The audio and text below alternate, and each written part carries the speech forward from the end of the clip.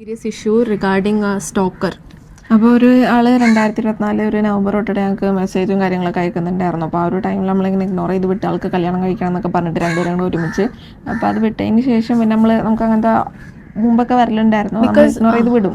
Yes, നമുക്ക് മുന്നേ ഇങ്ങനത്തെ കുറേ മെസ്സേജസ് വരലുണ്ട്, നിങ്ങളെ രണ്ടാളും ഒരുമിച്ച് കല്യാണം കഴിക്കും. നമ്മളത് ഇഗ്നോർ ചെയ്യും, ബിക്കോസ് ഇങ്ങനെ സോഷ്യൽ മീഡിയയിൽ പലതും വരുമല്ലോ. അപ്പോൾ അത് അങ്ങനെ ഇഗ്നോറൻറ്റ് മൈൻഡിൽ എടുത്തിട്ടുണ്ടായിരുന്നു. പിന്നെ ബിഗ് ബോസ് പോണതിന് തൊട്ട് മുന്നേ ഞങ്ങളൊരു കൊളാബ് ചെയ്തൊരു സ്ഥലത്ത് പോയിട്ട് ഞങ്ങളുടെ ഡീറ്റെയിൽസ് ഒക്കെ തിരക്കി ആയിരുന്നു ഇയാൾ.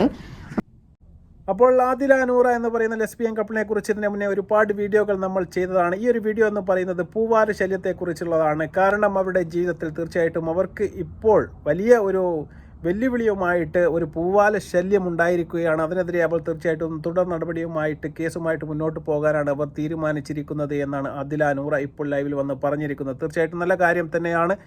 ജീവിതത്തിൽ ഇത്തരത്തിലുള്ള അനുഭവങ്ങൾ ആർക്കുണ്ടായാലും തീർച്ചയായിട്ടും നമ്മൾ നിയമപരമായിട്ട് നേരിടുക തന്നെ വേണം. അവർ ജീവിക്കുന്ന ചുറ്റുപാടുകൾ തീർച്ചയായിട്ടും അവർ ഒറ്റപ്പെട്ടിട്ടാണ് നിൽക്കുന്നത് എന്ന് കണ്ടിട്ട് തീർച്ചയായിട്ടും രണ്ടാളെയും ഒന്നിച്ച് കിട്ടിയാലും അവരെ കല്യാണം കഴിക്കാൻ തയ്യാറാണ് എന്ന് പറഞ്ഞുകൊണ്ട് 2024 നവംബർ മാസത്തിൽ തന്നെ അവർക്ക് മെസ്സേജും അതുപോലെ തന്നെ റിക്വസ്റ്റുകളും എല്ലാം അയച്ചിരുന്നു. ആ സമയത്ത് ഇഗ്നോർ ചെയ്ത് വിടുകയും ഞങ്ങൾക്ക് താല്പര്യമില്ല എന്നെല്ലാം അവർ പറഞ്ഞതാണ്. തീർച്ചയായിട്ടും ഇതൊന്നും മനസ്സിലാകാത്ത ചില ഞരമ്പ് രോഗികൾ നമ്മുടെ സമൂഹത്തിൽ ഇപ്പോഴും ഉണ്ട് എന്നുള്ളത് കാര്യം യാഥാർത്ഥ്യമാണ്. തീർച്ചയായിട്ടും അവർ പിന്നെയും അവരെ ശല്യം ചെയ്തുകൊണ്ടേയിരുന്നു. അതിനുശേഷം അവരുടെ അടുത്ത ബന്ധുവിൻ്റെ വീട്ടിൽ പോയി ഒരുപാട് നേരം അവിടെ നിൽക്കുകയും അതിനുശേഷം അവർക്ക് ബുദ്ധിമുട്ടുണ്ടാകുന്ന രീതിയിൽ ഇവരുടെ ഡീറ്റെയിൽസ് തപ്പി അവിടെ പോയി നിൽക്കുന്നതെല്ലാം അവർക്കൊരു ബുദ്ധിമുട്ടായി തോന്നിയപ്പോഴാണ് അവസാനമായിട്ട് അവർ ഇത് പോലീസ് സ്റ്റേഷനിൽ തീർച്ചയായിട്ടും ഒരു കംപ്ലയിൻ്റ് ആയിട്ട് കൊടുക്കാൻ വേണ്ടി തീരുമാനിച്ചത് എന്നാണ് അവർ ഇപ്പോൾ പറയുന്നത്. എന്താണ് അവർക്ക് നേരിടേണ്ടി വന്ന അനുഭവം എന്ന് അവർ തന്നെ വിവരിക്കുന്നുണ്ട്. നമുക്ക് ആദ്യമായിട്ട് അതൊന്ന് കേൾക്കാം. Serious issue regarding Stoker.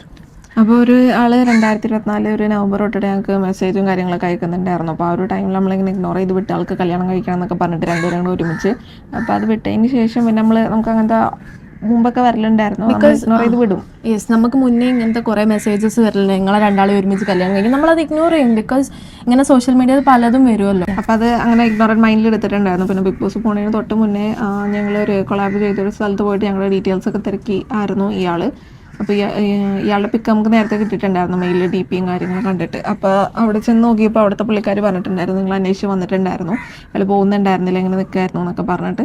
അതിനുശേഷം നമ്മൾ കംപ്ലയിൻ്റ് ഒക്കെ എഴുതി. പക്ഷേ അപ്പോഴാണ് ബിഗ് ബോസിൻ്റെ കോൾ വരുന്നത്. അപ്പോൾ നമുക്ക് ഇതും കംപ്ലയിൻറ്റും കൊണ്ട് ഒരുമിച്ച് കൊണ്ടുപോകാൻ പറ്റത്തില്ലല്ലോ, നമ്മളുള്ളിൽ പോയാൽ എങ്ങനെ റെഡിയാവും. അതിനുശേഷം നമ്മൾ ബിഗ് ബോസിനൊക്കെ വന്നതിന് ശേഷം ഞങ്ങളൊരു ഫാൻ മീറ്റപ്പിന് വന്നിരുന്നു പുള്ളി.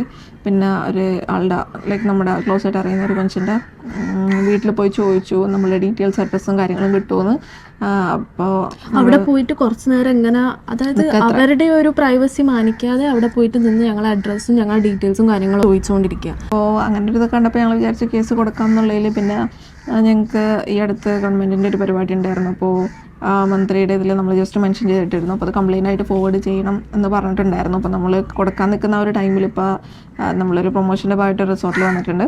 അപ്പോൾ അവിടെ പുള്ളി തേടി വന്ന് അപ്പോൾ നമ്മൾ ഡയറക്റ്റ് പോലീസിനെ അറിയിച്ച് അത് പോലീസ് നല്ല ഇതിൽ കൈകാര്യം ചെയ്യുമെന്ന് നമ്മൾ പ്രതീക്ഷിക്കുന്നു. ആളെടുത്തിട്ടുണ്ട്, സ്റ്റേഷനിലോട്ട് കൊണ്ടുപോയിട്ടും കാര്യങ്ങളൊക്കെ ഉണ്ട്. നമ്മൾ കംപ്ലയിൻറ്റ് കൊടുത്തിട്ട് രജിസ്റ്റർ ചെയ്തിട്ടുണ്ട്, FIR. അപ്പോൾ അത് അതിൻ്റെ രീതിക്ക് നടക്കുന്നുണ്ട്. അപ്പോൾ അത് അതിൻ്റേതായിട്ടുള്ള നടപടികൾ പോകും. അപ്പോൾ എന്തെങ്കിലും ഇതും കാര്യങ്ങളൊക്കെ ഉണ്ടെങ്കിൽ നമ്മൾ അപ്ഡേറ്റ് ചെയ്ത് ഇടുന്നതായിരിക്കും. അപ്പോൾ ലെറ്റ്സ് സീ ഇതെങ്ങനെയാണ് അവർ ഹാൻഡിൽ ചെയ്യുന്നത്. നമ്മളെന്തായാലും നമ്മുടെ സൈഡിൽ നിന്ന് ഹാൻഡിൽ ചെയ്തിട്ട് നമ്മൾ റെസ്പോൺസിബിളായിട്ട് കേസും കാര്യങ്ങളും ഇട്ടിട്ടുണ്ട്. ഇനി എല്ലാ നിയമത്തിൻ്റെ രീതിക്ക് പോട്ടെ എന്ന് വിചാരിക്കുന്നു. സോ ഇങ്ങനത്തെ പരിപാടി ചെയ്യുന്ന ആൾക്കാരും അതുപോലെ തന്നെ ഇപ്പോൾ നെഗറ്റിവിറ്റി സ്പ്രെഡ് ചെയ്യുന്നതും in the sense bullying comments അങ്ങനത്തെ കാര്യങ്ങൾ ചെയ്യുന്ന ആൾക്കാർ സൂക്ഷിക്കുക. നമ്മുടെ നിയമം ഇപ്പോൾ സ്ട്രോങ് ആണ്. നമ്മൾ ഇപ്പോൾ ഫേക്ക് അക്കൗണ്ട് ആണെങ്കിലും ആളെ കണ്ടുപിടിക്കാനുള്ള സാധനങ്ങൾ വരെ ഉണ്ട്. അത് ഈസി ആയിട്ട് പൊക്കാൻ പറ്റും. അപ്പോൾ ആരാണെങ്കിലും നെഗറ്റീവ് ആയിട്ടുള്ള സ്റ്റഫ്സ് ഇടുമ്പോൾ അല്ലെങ്കിൽ മറ്റൊരാളെ ഹേർട്ട് ചെയ്യണം എന്ന് വിചാരിച്ചിട്ട് ഓരോന്ന് ഹറാസ് ചെയ്യാൻ പാകത്തിന് ഇടുമ്പം നിങ്ങൾ സൂക്ഷിക്കുക. ബിക്കോസ് നിങ്ങളെ വീട്ടിലും എന്താ പറയുക ഫാമിലി ഒക്കെ ഉണ്ടാവും. അപ്പം അത് അങ്ങനെ വരാതെ സൂക്ഷിക്കാം. നമ്മൾ ഒരു ഇതിൻ്റെ പുറത്തിറങ്ങി തിരിക്കുകയാണെങ്കിൽ നമ്മളത് മൊത്തത്തിൽ ക്ലിയർ ചെയ്ത് വിടാനേ നോക്കത്തുള്ളൂ. ക്ലിയർ അപ്പോൾ തീർച്ചയായിട്ടും അവർ പറഞ്ഞ നിങ്ങൾ കേട്ടു കാണും. തീർച്ചയായിട്ടും ഇതിന് മുന്നേ ഒരുപാട് പേർ ഇത്തരത്തിലുള്ള ഒരു പ്രപ്പോസലുകളുമായിട്ട് മുന്നോട്ട് വന്ന സമയത്തെല്ലാം ഇഗ്നോർ ചെയ്ത് വിട്ടിരുന്നു എന്നും, പക്ഷേ ഇതൊരു പരിധി കഴിഞ്ഞ് പുറത്തേക്ക് പോയ സമയത്താണ് അവർക്ക് ഒരു അലോസരമായി തോന്നിയപ്പോഴാണ് തീർച്ചയായിട്ടും ഒരു പരാതിയുമായിട്ട് പോകണമെന്ന് അവർക്ക് തോന്നിയത്.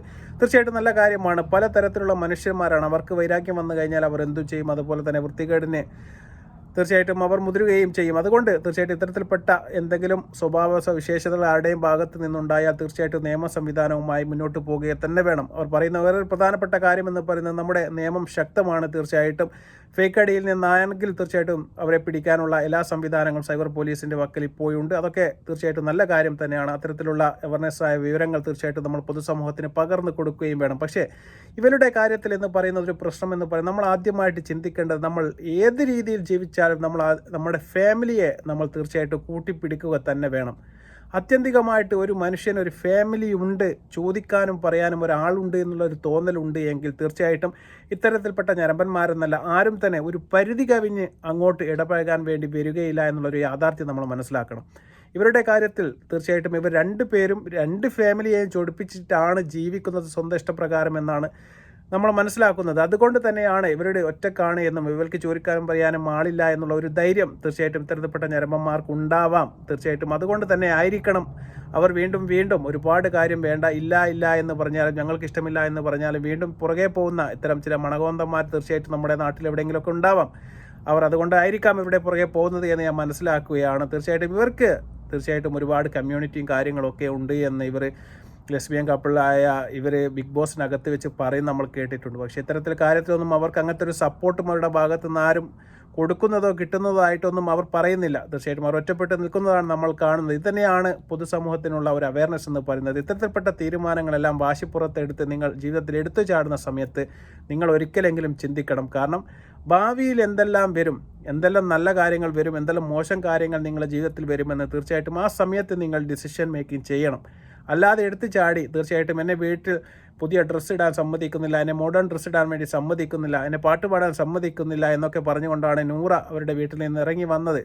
അത്തരത്തിൽപ്പെട്ട ഒരു അവകാശങ്ങൾ സംരക്ഷിക്കാൻ വേണ്ടിയിട്ട് നിങ്ങൾ എടുത്തു ചാടി ഇത്തരത്തിൽപ്പെട്ട ഒരു കുടുക്കിൽ പോയി വീഴുന്ന സമയത്ത് തീർച്ചയായിട്ടും ഒരു വീണ്ടും വിചാരം നിങ്ങൾക്ക് നല്ലതാണ് എന്നാണ് എനിക്ക് പറയാനുള്ളത്.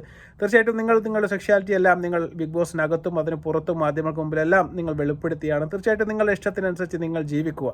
ഇത്തരത്തിൽപ്പെട്ട ഒരു വൃത്തികേടിനെ തീർച്ചയായിട്ടും നമ്മൾ ഒരിക്കലും ആരും തന്നെ തീർച്ചയായിട്ടും അതിനെ അനുകൂലിക്കുകയില്ല. അത്തരത്തിൽപ്പെട്ട പരാമർശങ്ങളോ അത്തരത്തിൽപ്പെട്ട പ്രവൃത്തികളോ ഏതൊരു മനുഷ്യൻ്റെ ഭാഗത്തു നിന്നുണ്ടായാലും എതിർക്കപ്പെടേണ്ടത് തന്നെയാണ്. അതിന് നിയമപരമായിട്ട് ഏതറ്റം വരെ പോകാൻ വേണ്ടി നിങ്ങൾക്ക് പറ്റുമോ അതറ്റം വരെ പോയതിനു ശേഷം അദ്ദേഹത്തിന് അർഹിക്കുന്ന ശിക്ഷ നിങ്ങൾ വാങ്ങിക്കൊടുക്കുകയും വേണം. തീർച്ചയായിട്ടും അതൊരു അവയർനെസ്സായി കണക്കാക്കുക. മറ്റൊരു വീഡിയോയുമായി വരുന്നതുവരെ നന്ദി, നമസ്കാരം.